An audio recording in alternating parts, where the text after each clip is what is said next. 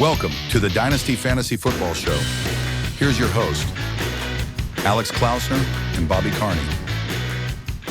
Hello and welcome to the Dynasty Fantasy Football Show, where Dynasty never sleeps. I am one of your hosts, Alex Klausner. This is my man, Bobby Carney, and we are going to be breaking down last night's action from the Buffalo Bills' 31-10 victory over the Miami Dolphins on Thursday Night Football. However, we're just going to dive right into the lead topic of the night, which was Tua Tagovailoa. Now, I'm going to break down his stats, and then we're going to talk about what happened. First, the stats. On the night, he got you 8.5 points in your sleeper PPR scoring. His passing numbers, he was actually pretty decent in his completion percentage at a 68% completion percentage, 17 of 25, but he only had 145 yards. He did throw a touchdown, but he had 3 interceptions before he had to exit the game. Now, he also had 2 rushes for 17 yards, and on the second one of those carries, he suffered his 3rd concussion in as many years. When I was watching that play, it was 4th down. I saw Tua kind of go up the middle and then kind of launch himself into the defender because he's trying to make a football play and be a dude and be a leader. And you saw him struggle throughout the game passing. So in that do or die situation, it's like he called his own number, but he didn't slide and he suffered the consequences. So Bobby, break down this Tua concussion for us and what this is going to mean for him and Dynasty and the Dolphins, and let's dive into this. This is a groundbreaking story. It's so hard to untrain yourself to not be a football player and protect yourself sometimes. You want to be the guy that's fighting for the extra yards for your team.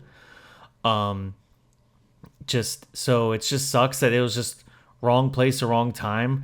I keep seeing so many people discuss DeMar Hamlin of all people is the one that hit him. The guy that almost died on a football field is the one that there's some people out here thinking is his career over because this is the 3rd concussion, and not just for the bad ones. Just you'd see him just limp, defenseless on the field. They're very bad. So there's a lot to be wondering about what his future is gonna be. The only person that knows of that is Tua. We can only do so much of figuring out what's he going to do, what's he not going to do. But this is why he got his payday.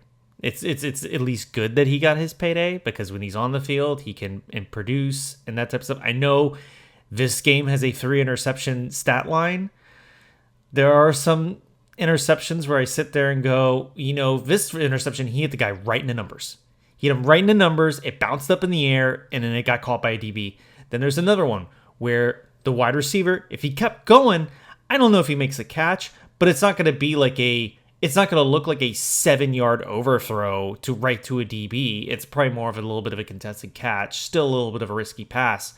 And then the third one was the bad one. The third one, it was reminding me so much of a Will Levis pass of trying to make something out of nothing, throwing it halfway across the field, and then getting picked.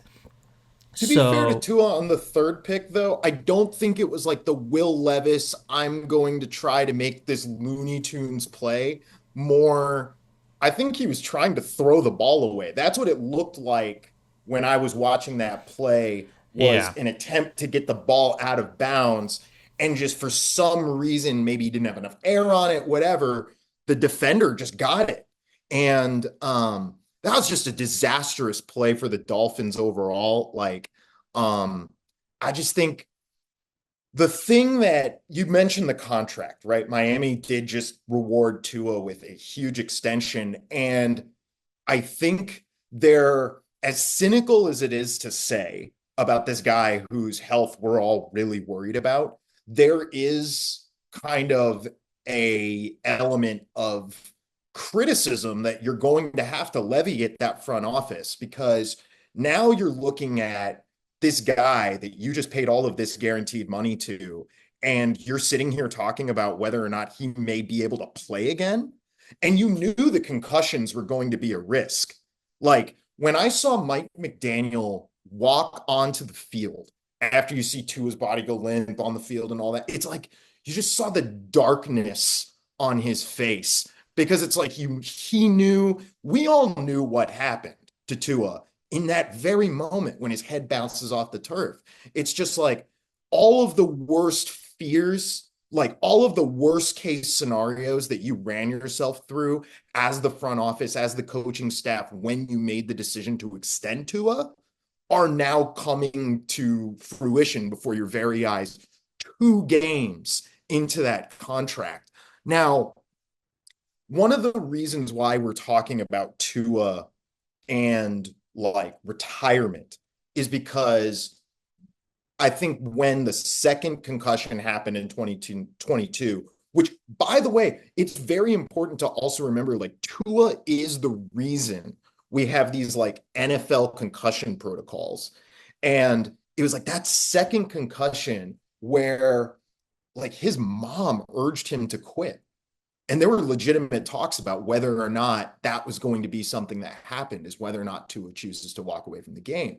And I think we are at that point where that crossroads is going to come up again. And the question is just, is Tua going to make the Andrew Luck decision? And are you as a dynasty owner now going to be stuck holding the bag like all of the Andrew Luck owners were back in 2019 when Andrew Luck decided to hang it up very suddenly before the beginning of the season? So, Bobby, what do you think? Do you think Tua is going to walk away? He might not walk away this season, but you need to look at him as not like you actually need to probably start looking at him as like a veteran. Like you maybe have 2-3 years left. Like I could definitely see him like maybe working with the Dolphins of like, hey, I'm gonna let you know. I think unlike Andrew Luck, I think Andrew Luck really like caught the Colts off guard with, hey, I'm done, and then really left him hanging. I could definitely see Tua going into the office of like, hey, listen, after this, I agree with my parents. I need to hang this up sooner rather than later. After this offseason, let's restructure my deal, maybe get a little bit more guaranteed, and we're going to try to we're going to like throw everything at like almost, I wouldn't necessarily Deshaun Watson it, but it's like, all right, these next 2 years are fully guaranteed. So if anything happens again, I'm done. I still get my money regardless, but I'm going to cut my years down and I'm going to let you know when I'm done so you can start looking. Maybe we draft someone next year so we can pass the torch over. I could definitely see him being like that to Mike McDaniels, of working with them to do a pass torch versus just like walking away like Andrew Luck did. That would be interesting. That definitely, I could see that as well. But as a dynasty owner, I certainly, if I'm the Tua owner, I don't have him in any of my leagues. But if I did right now, I would be certainly looking at a lot of different waiver options. I'd certainly be looking at some trade targets. I'll be giving that Sam Darnold owner a call. So let's get into what this kind of means for maybe some of the passing assets in that Dolphins offense going forward. With Tua's struggles in terms of like getting the ball downfield, we saw the Buffalo Bills run a lot of too high. Now, this is something that I saw Mina Kimes put out last night. Basically, like over like the past 5 years or something, like we are running, for example, like 80% more too high safety looks defensively than we did 5 years ago in the NFL. And you are definitely seeing that kind of slow down some of these high octane passing offenses. And it certainly happened in this game today. We saw Jalen Waddle was the team leader in fantasy points, 8.5, and only 6.6 for Tyreek Hill. Tyreek Hill had 3 catches on 6 targets. He ran 26 routes, but he only came up with like 24 yards or something like that. We're also seeing Jalen Waddle, 4 catches, 4 targets, 26 routes, equal to Tyreek, 41 yards. So he had a slightly better day. But I mean, 8.6 and 6.6 are not what you are typically expecting out of Jalen Waddle and Tyreek Hill when they're in your lineup. So that was a devastating result for a lot of fantasy owners. Bobby, break down. Okay, we've got the Tua injury now. We've got these two receivers. What are you doing in regards to the lineup when Skylar Thompson is at quarterback? I would definitely still think Tyreek Hill gets a start on most rosters just because he's Tyreek Hill. Because I feel like what Mike McDaniels will do is, okay, we might not be taking some of these deep shots with him anymore, but we're going to run more jet sweeps. We're going to sit there and run more bubble screens. We're going to run. They're still going to find a way to get Tyreek Hill the ball. It would maybe a little bit more concerned with Jalen Waddle. I do not think Skylar is the long-term thing. I think they have to get somebody. This team is too competitive right now to just throw away this season if Tua's gone long-term to keep going with Skylar.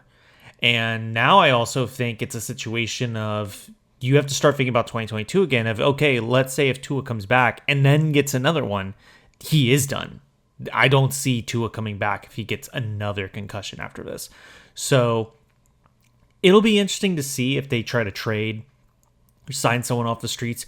You and me were joking. I mean, I don't want to, joking lightly, but saying that Ryan Tannehill making his return to Miami would be a little interesting.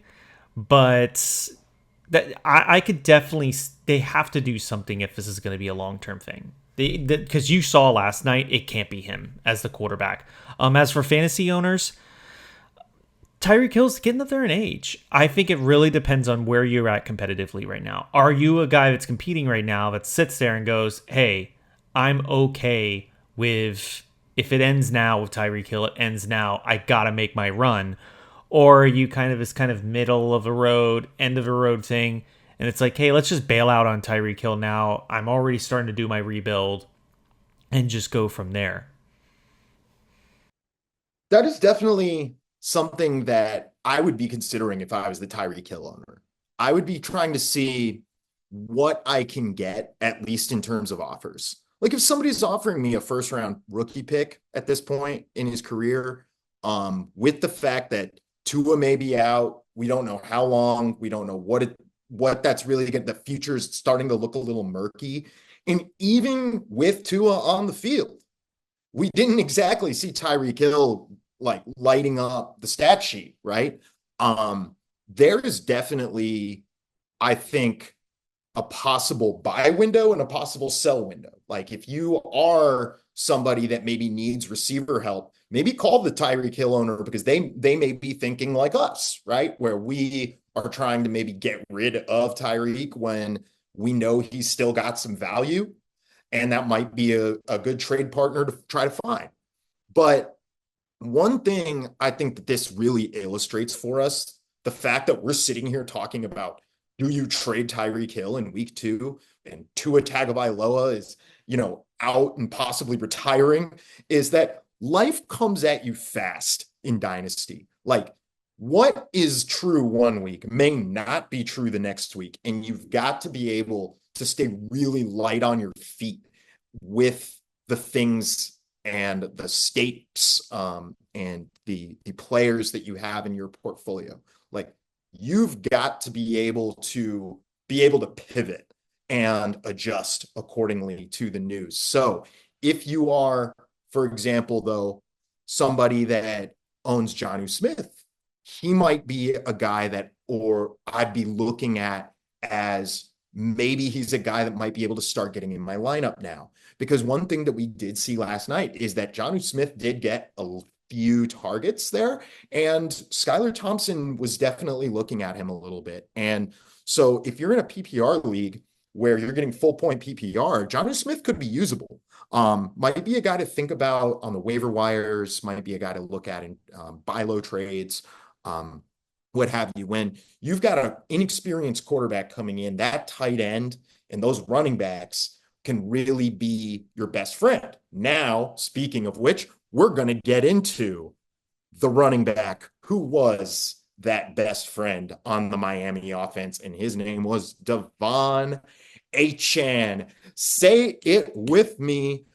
DeVon Achane is the bell cow back for the Miami Dolphins last night. He got a surprising amount of usage. We're talking about 22 carries, 96 yards. He additionally got 7 targets, caught all 7 of those balls on 20 routes run for 69 yards and a touchdown. This was an enormous usage. And I think for me, something I was really surprised to see from DeVon Achane. One of the things that I think was like the biggest concern going into this guy's NFL career was essentially size and durability, right? I think when I looked at his measurements, it said 5'9", 185. This dude is not a big guy. And when you start running a lot like that, I mean, those hits add up, right? And you're taking those hits from dudes that are maybe twice your size at linebacker. And I mean, it's not like they're using this guy just running end arounds and blah, blah, blah. He's going to the sideline. No, DeVon Achane is being counted on to run tough inside. And I mean, he was kind of doing that too. So let's talk about DeVon Achane and this game that he had and kind of what you're doing in terms of his valuation going forward. Now that we've seen when Mostert's out, this guy can really tote the rock. No, yeah. It was almost all of the waiver talks this week because there was a lot of people kind of knew that Mostert was most likely not going to play this game, especially with it being a Thursday game. So there was a lot of talks. Well, are you going with Jeff Wilson? Are you going with Jalen Hyatt? Like, are you going Jalen Wright? Jalen Wright. Yeah. Are you going to go with one of these kind of other guys to fill in that RB2 role that he's going to vacate? Well, no, it's just DeVon Achane just ate his workload and became this massive back that had 22 carries for 96 yards. And you also have to remember, the script was not favoring that. They were down early. They should have been not running the ball. But I do think maybe a little bit of it is also like the Tua injury kind of happened. And the vibe I saw on that sideline from Mike McDaniel, he was done. Like, we need to just end this game. It's over. I don't even think I saw him uttering words on the sideline. I wouldn't be shocked if he was just like, hey, assistants, get some practice on actually running stuff without me. Like, I'm not mentally here right now. I'm mentally with him.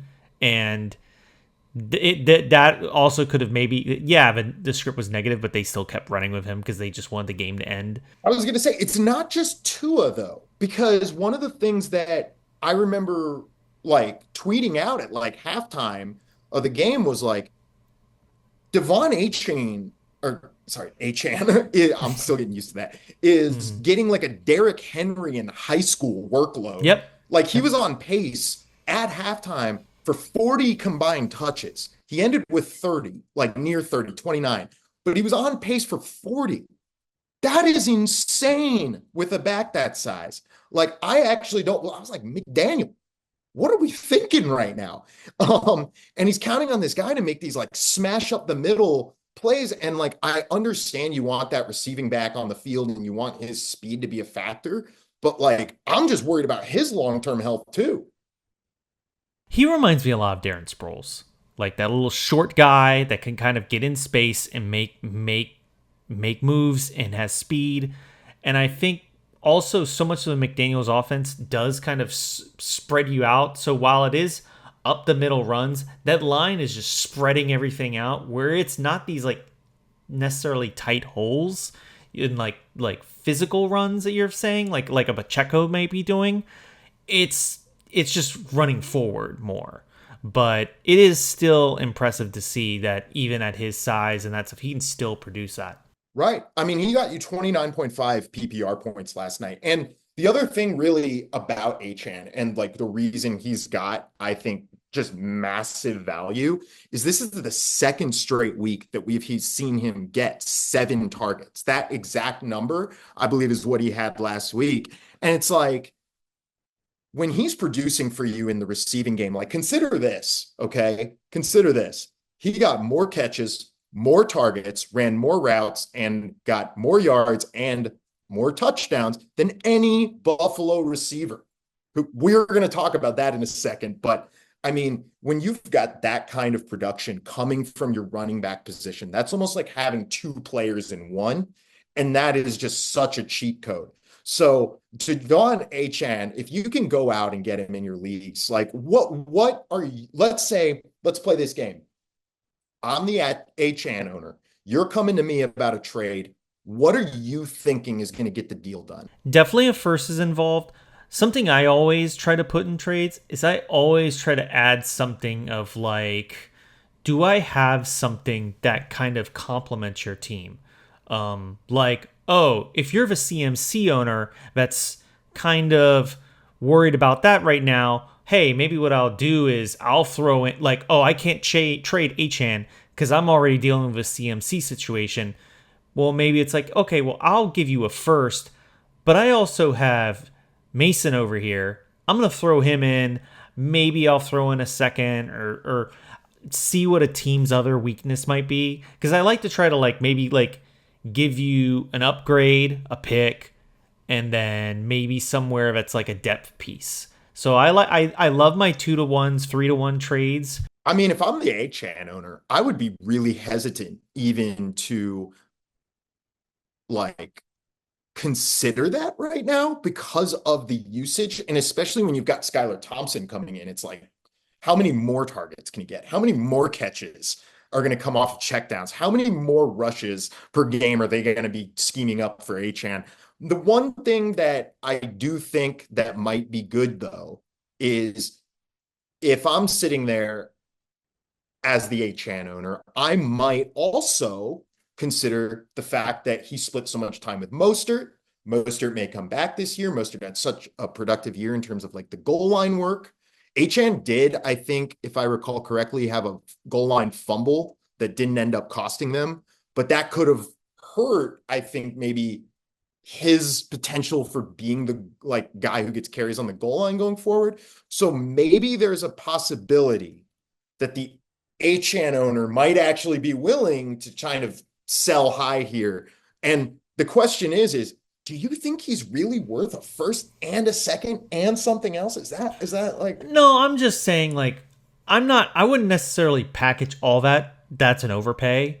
I'm just saying because so much of my trades involve looking at what the other person's roster's needs are and trying to fulfill. I try to sit there and go, hey, I understand this loss hurts, but I'm going to fill in this need, and I'm going to give you some future help.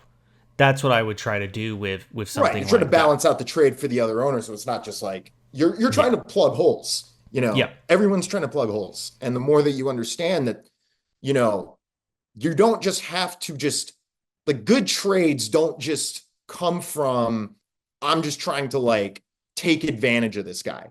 Like I'm just trying to like get everything I can and just run away. Like I think great trading and becoming a person that is trusted to be a trade partner in your league comes from trying to show that you are trying to fulfill needs of the other owners in the deals that you construct.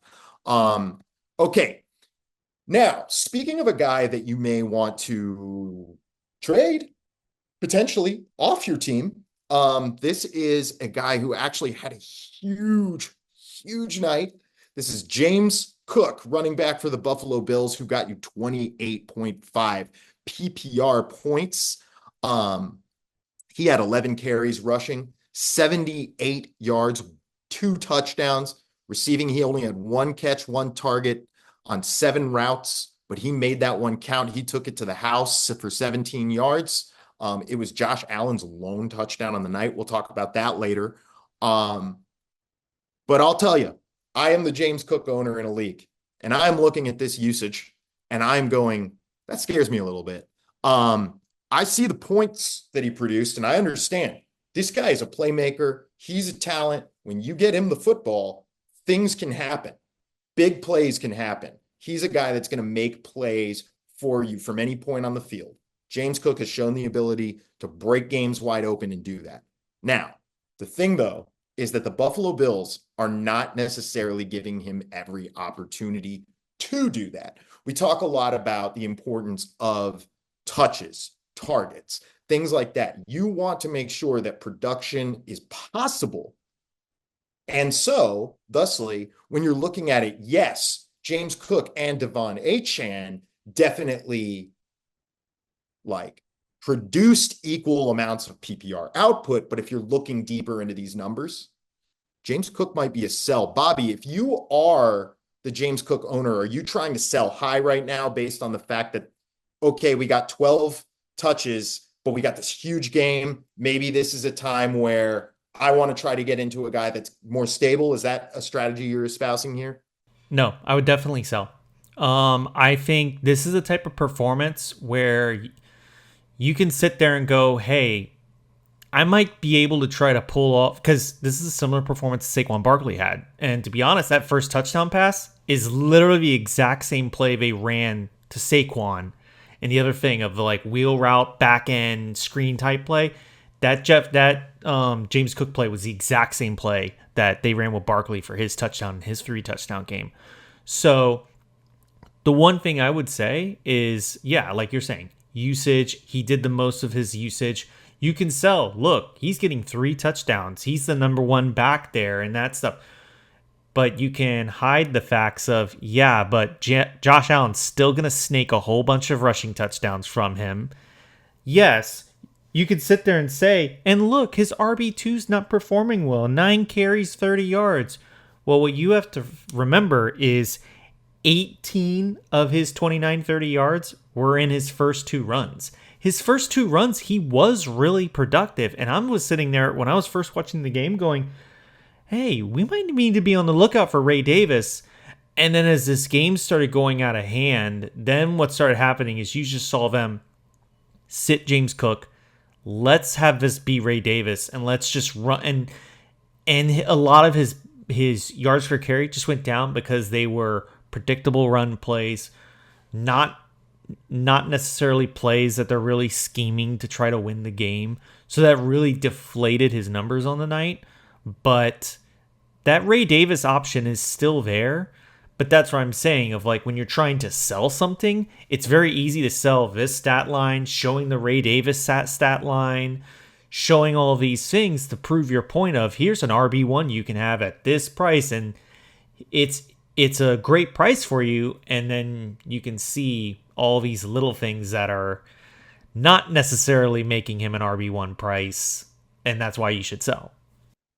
Right. I mean, there's definitely a little house of cards element to his production, right? When you see this kind of game, it's yes, this guy can make plays, but is that kind of playmaking going to happen weekly? Probably not. I mean, that's just, we talk about regression to the mean, right? Tyreek Hill is probably going to have better weeks. James Cook is probably going to have much lower weeks than this. Especially another thing that you consider is that, I believe 49 of his yards came on one play. 49-yard run was his third one. Right. And we did see him get a goal line carry, but then, like Bobby said, other weeks, Josh Allen's going to be the one diving over the goal line. And you're not going to get that boost from James Cook. So the thing is yeah, while I do think this is a wonderful, NFL game for James Cook, I think for fantasy owners, while you're benefiting now, just be on the lookout for that floor to get low, because those usage numbers are kind of scary for a guy that you would think would be such a factor in that offense. The other thing that I think is really important to mention too is game script. I mean, and this is why the James Cook thing is concerning. Buffalo was up big in that game. They should have been feeding him the rock to run down the clock, all of that. Josh Allen had an extremely quiet night offensively. He was not throwing the ball that much. So you would think all of that would go to James Cook, but in reality, the rushing split between James Cook and Ray Davis even though the output doesn't mirror it, the actual attempts to get these guys work were very similar. And so I do think that it is a concern that they are not using James Cook as that guy to wind down clock when they're winning games, because that's another way that fantasy running backs really compile value and become these bell cow guys that you can rely on weekly. Now, I did just talk about Josh Allen and kind of the weak game that he had. So let's dive into that a little bit. These are the guys that we're just going to talk about, like how the Buffalo passing offense killed you this week if you were starting anybody on it. Josh Allen himself, one of the most reliable fantasy quarterbacks. In fact, in Dynasty, we really consider Josh Allen to be like the QB1 right now. And a lot of that comes from his rushing attempts. A lot of that comes from the fact that, he's got a huge arm. He makes these big plays for you. But Josh Allen did not do that for you this week. He gave you 9.76 PPR points. He had 13 completions on only 19 attempts for only 139 yards. He did get that touchdown to James Cook, so that played into that, stat line not being as devastating for you. But this is the thing that really stood out to me, was 2 attempts for 2 yards. So the rushing floor that you typically come to expect from Josh Allen just did not materialize for you this week. And you got absolutely killed if you were the Josh Allen owner from this. So how are you, I guess, responding to that? Are you devaluing Josh Allen in your lineups, or are you just staying the course and saying it was a bad week, game script, whatever, let's move on? Always the caveat is, depending on what your roster structure is Josh Allen your QB1? Is he a QB2 that you kind of flex in, or super flex, or Who that would you sort? be starting over Josh Allen? Well, no, there's a lot of teams, like I had that year about 2 years ago where Deshaun Watson was having his like MVP caliber season, and I also had Aaron Rodgers, and I also had Tom Brady. So I love when I can sit there and like almost play matchup with my quarterbacks and not have a definitive QB1. I almost have like a QB1A and a QB1B. That's what I love having on my teams. But as for his performance, this is one of the things we always talk about in the podcast of it's good for the fan and not good for the fantasy football owner, because what Joe Brady is doing with his Buffalo offense is allowing Josh Allen to limit mistakes, be efficient, and move the offense and get them points. What's not happening is he's not compiling yards. He's not having as many rushing attempts, and that's also devaluing his numbers. I wouldn't be hitting panic button because he had one of the best he had one of those best week 1 performances last week. So I wouldn't be hitting any panic button. This was a very lopsided game as well, so you're also trying to limit. And you also just saw Tua get hit with a concussion. You're trying to not have your own quarterback fall into some situation like that. So the concerning thing for me, and this is a good pivot point for this, is the production from the Buffalo wide receivers. They're still trying to replace Stephon Diggs. You traded him away. You're trying to find the new guy, and they still, 2 weeks in, do not know who that guy is. At the same time, though, they're 2-0. They're winning without that, right? And it's almost operating the way that like we saw Kansas City operate last year, where, yeah, they went to the Super Bowl by playing extremely physical defense, by limiting the amount of times that they're putting the ball at risk, by playing ball control. And we saw them win that way. And so I think Buffalo being like, okay, what's killing us? Recklessness, and kind of taking that and scaling that back a little bit, I don't think is a bad strategy for them from a football perspective. But from a usability and fantasy perspective, this has been pretty bad news, I think, for fantasy owners. So let's dive into some of the numbers from these guys. You got a 17.3 combined fantasy PPR points from 3 Buffalo Bills assets that we're going to cover. That will be Khalil Shakir, Dalton Kincaid, and Keon Coleman. Now, One thing I do want to mention here is that in addition to the concern just about how they're actually being deployed on the field, the other thing you got to be concerned about is how many more times are we going to see Buffalo put up games like that where they're in a big lead and they're not going to be throwing the ball around and they're going to be just playing this ball control style. That's one thing. The other thing is the target distribution. Josh Allen has completed, I think at this point, balls to 10 different receivers on the year and leads the NFL in terms of like how much he's spreading it out. This is not feed the ball to Stephon Diggs 150 times anymore. This is, we're going to find the open guys and we don't care if we're, placating this receiver or that receiver with targets. And the results have been, okay, so this is your leading Buffalo receiver.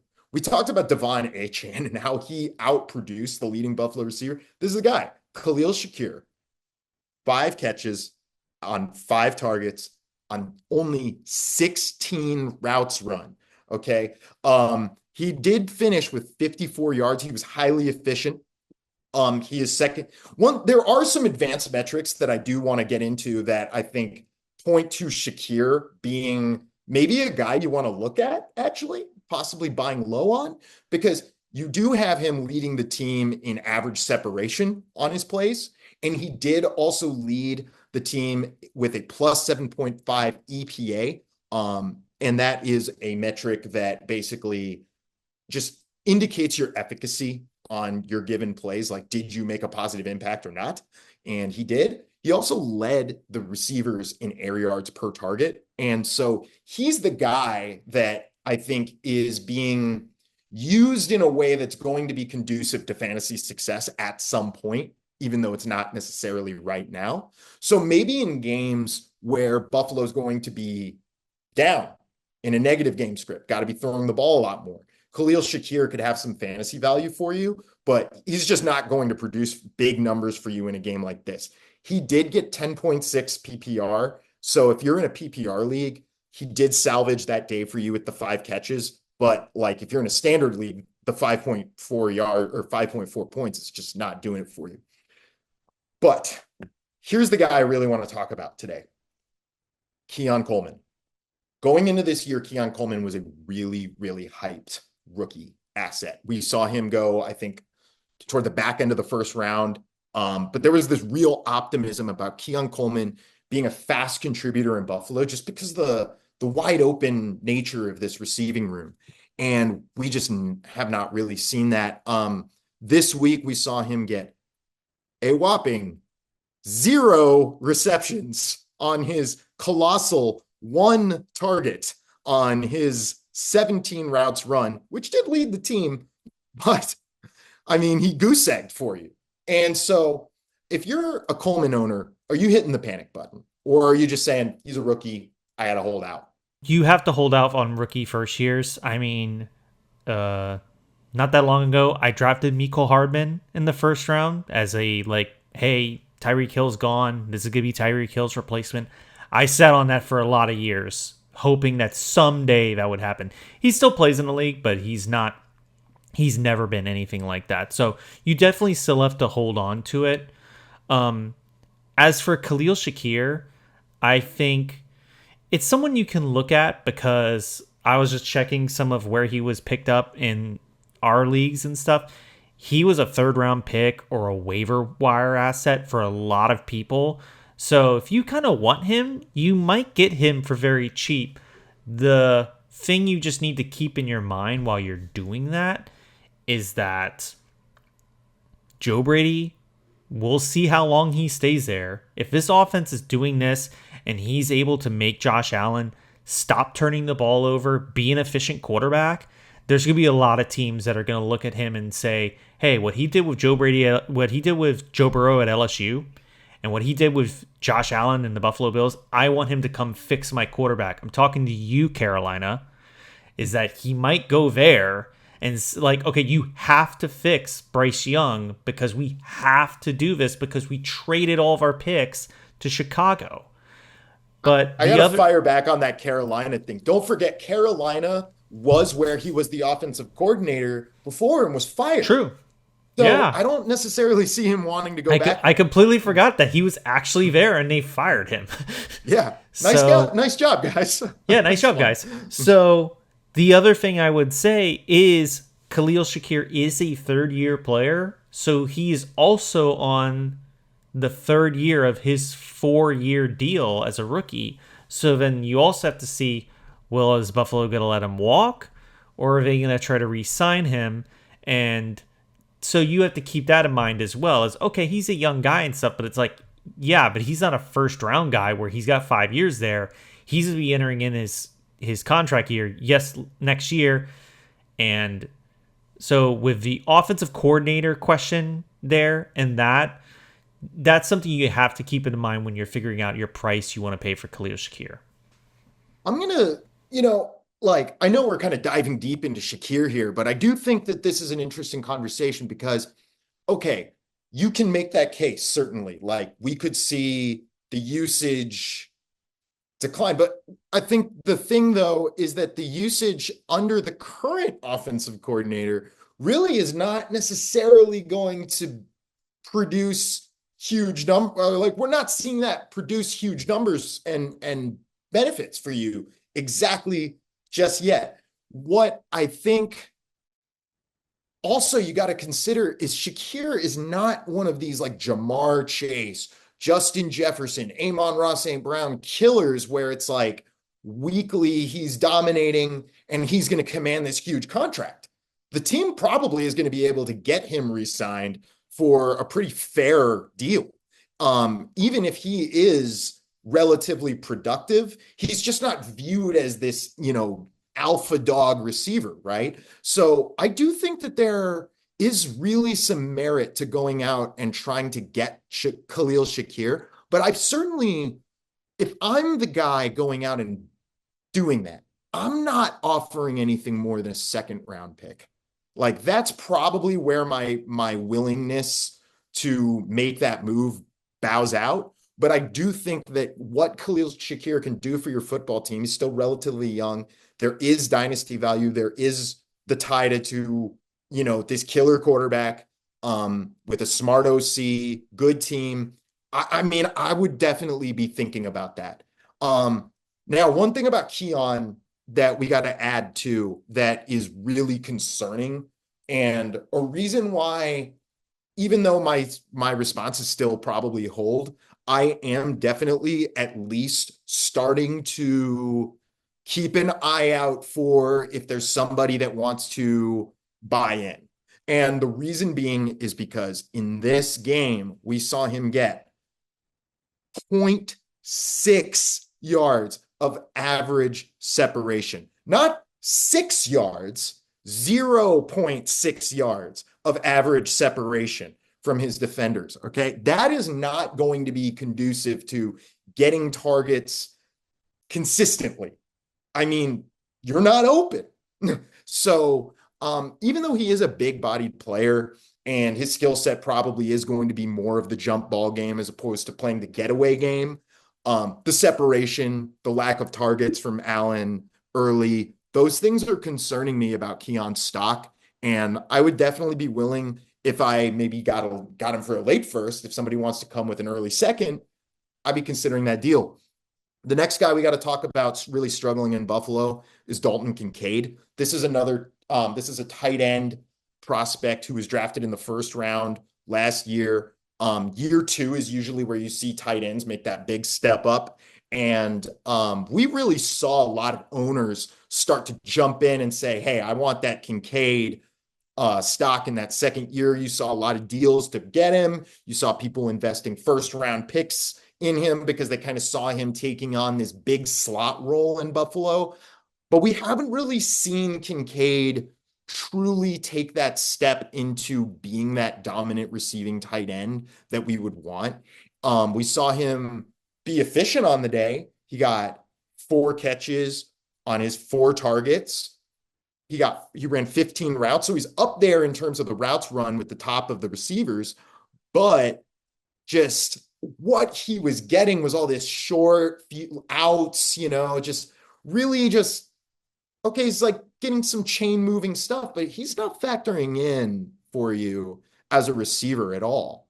I mean, do you see him ever being able to kind of step up and become more of a downfield threat and live up to those expectations?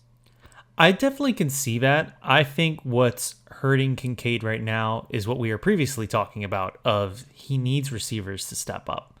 Because what that's doing right now is defenses are keying on him and he's the guy they're doubling right now. And it's, hey, we know Kincaid can attack us. Let's double Kincaid. Let's leave Coleman and Shakir one-on-one. And let's have Josh Allen beat us with these guys versus Kincaid because we know he can beat us with Kincaid. So I think as a Kincaid owner, you are hoping that sooner or later Keon Coleman and Khalil Shakir can develop and fill that Diggs role that is gone, because all it's going to do is lead to more production for your guy. Until then, this is going to be, I think, what you need to be expecting from Kincaid until someone shows up in the receiver core. Right. I mean, Kincaid got you 7.3 PPR points this week. So like, I mean, I certainly am not like banking on that winning me my league, but yeah, I mean, that's in PPR. Again, if you're in half point, he didn't really do anything for you. If you're in standard, it was worse. So one thing that we got to watch for Kincaid, I think, is just we need to see more downfield usage. We need to see more of him splitting out wide as a receiver in order for him to really develop into the fantasy asset that I think a lot of people drafted him to be. So that is going to wrap up our breakdown of this game. If you liked what you heard, please hit that like, hit that subscribe. If you thought this information was valuable to you and you think this is going to help you make better valuations in Dynasty Fantasy Football, then make sure to spread the word, share the love, tell your friends, get people involved, get in the comments, tell us what you think, give us your takes. We want to hear your takes. We want to interact with you on social media. We want to do all that, do all that podcast stuff. Just remember, like I said, independent pod. So anything you can do to help us out, we really appreciate. I've been Alex Klausner. This has been Bobby Carney. This has been the Dynasty Fantasy Football Show, where Dynasty never sleeps. We'll see you all again Monday or Tuesday when we start breaking down all of the action from Sunday's games. So until next time, peace out, friends. See ya.